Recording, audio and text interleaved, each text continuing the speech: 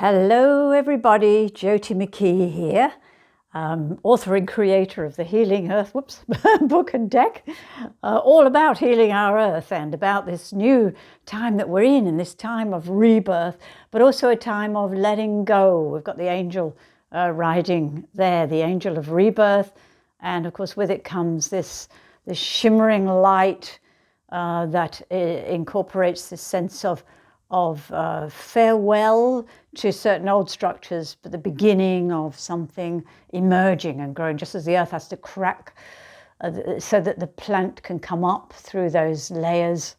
This is what's happening. So we begin this wonderful week. This is your reading for this week of the 31st of October, going into November on Tuesday. And I felt that how appropriate, since it's Halloween this evening, and I hope to get this video out to you before then, energy permitting, to use the wise old woman, a major card. She's the hermit inside of you, the one who goes within, and in her cloak, in her energy, she's cloaking herself so that she can be in touch with the wideness of the universe. The planets are above her there in the picture. Oh, this is the card I'm holding here. She even has a pointy hat, which a lot of you may be wearing, but of course the pointed hat was that way in which we can contact the third eye with the crown chakra, and then above the crown chakra, the soul chakra above our heads. So it's a funnel, a tunnel towards that, a way of meeting that. And so this is your first card of this reading, Wise Old Woman. So it's a time for you to, especially tonight, especially with Halloween, All Hallows Eve, the evening when the hallows, the places of the holy, the veil between the worlds is even thinner. And a chance for you, if you want to contact the wisdom of the ancients or the wisdom of your ancestry. And I don't mean by that you have to bring in, the spirits of those beings, although, of course, take a moment and thank those who've gone before you. Your mother and father, your grandparents, great-grandparents, and so on. Your lineage has gone before you to bring you here. And when I say before you, they also are before you. So they stand before you, as it were. Your forebears, it's often been called in old times. So shine your light. She's got the staff of light here in her hand.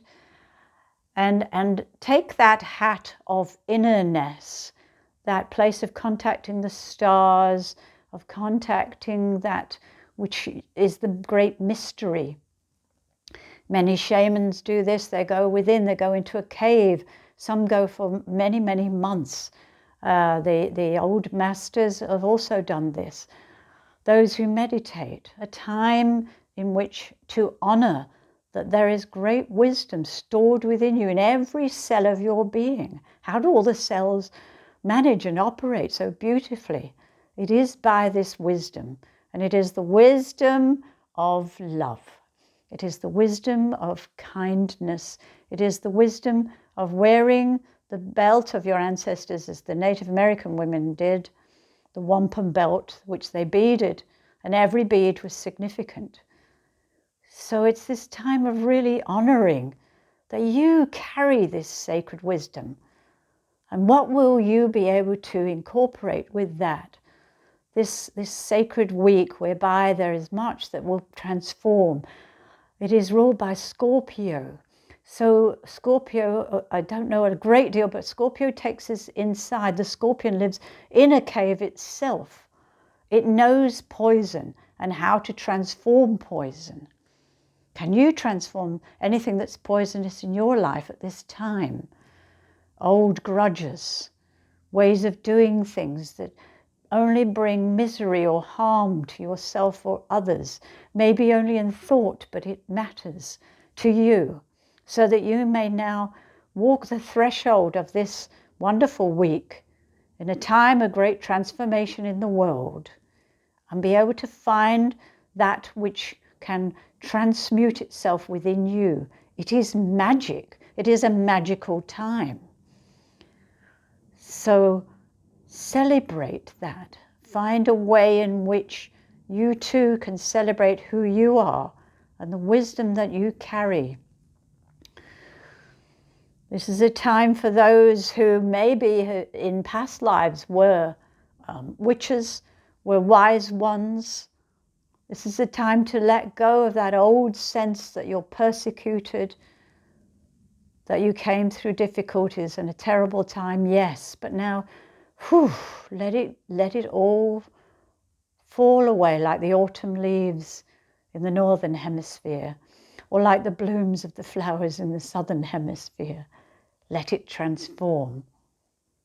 Don't the flowers know that? Don't the leaves know when to fall all by themselves? You know that. That knowing is within you too. So here's our wise old woman. Let's see what other cards for this week ahead. The Woman of Feathers. So this is a week for really being in touch with any dreams. Remember that the veils are thinner. Look at this lovely pink of the sky here with the sun setting in this image of the Woman of Feathers. She's a spirit woman. She's got feathers as her clothing. Remember that the feathers in the healing earth represent that ability to be in touch with something so light that comes from beyond, just as the birds can fly in the air. You too can do that in your dreams. Maybe consciously this week, if you want to solve something, if you want to change something so that it's for the better in your life, maybe ask as you go to sleep for a dream or dream allies like the hummingbirds in this picture to come and assist you. Because in your dreams you can transform any old feelings of disregard or hate or envy or all these darker aspects. It's a great time to transmute those and bring them into a beautiful balance.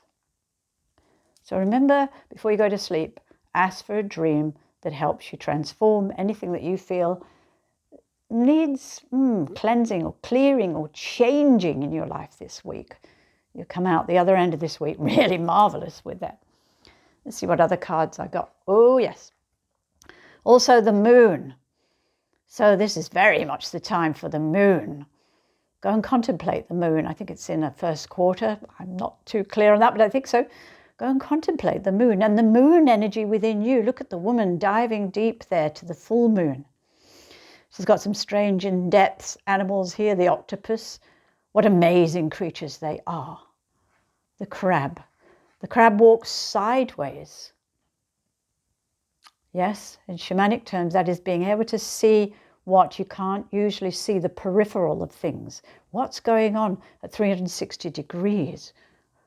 So there is a chance here for you to access the nebulous, to go into the ocean of your being and retrieve something like the full moon there, like the woman diving deep.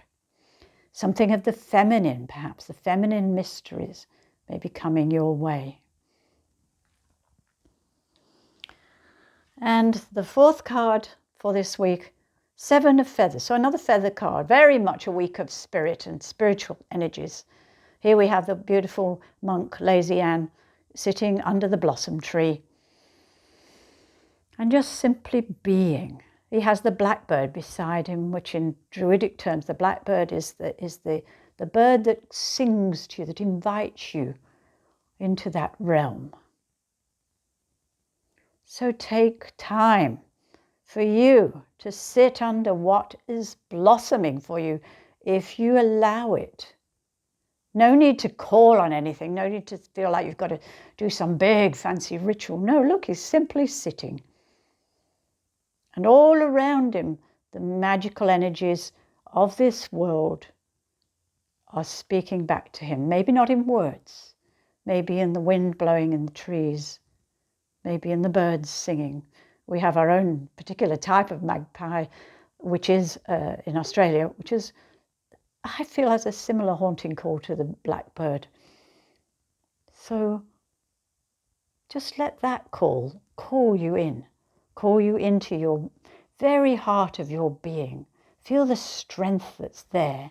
Feel the beautiful, powerful yet vulnerable energy of simply sitting, of not having to prove anything to anybody else, but instead just sitting with this gorgeous sense that you are alive right now in this beautiful world, right now in a time of change and transformation, right now in a time when your part, you are beckoned here, as it were, by the earth perhaps, or by the stars. We don't know for sure.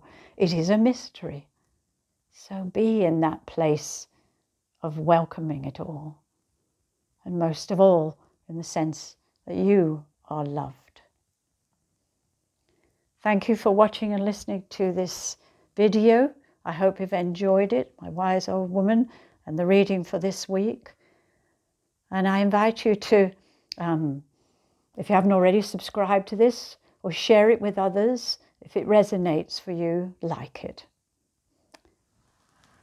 Thank you, and blessings to you all.